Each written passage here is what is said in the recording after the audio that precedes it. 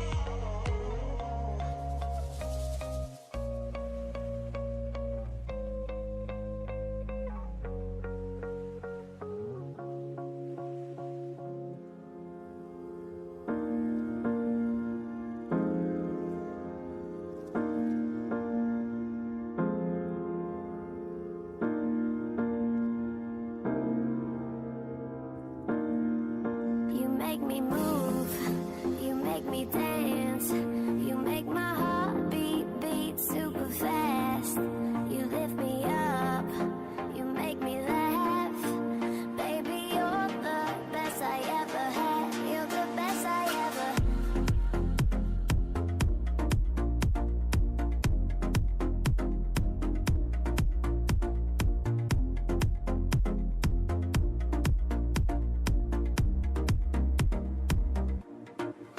You make me move, you make me dance, you make my heart beat super fast. You lift me up, you make me laugh.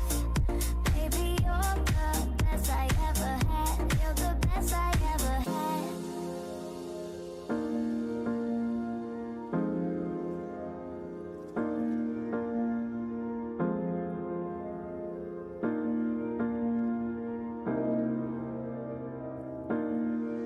You make me move, you make me dance, you make my heart beat super fast. You lift me up, you make me laugh.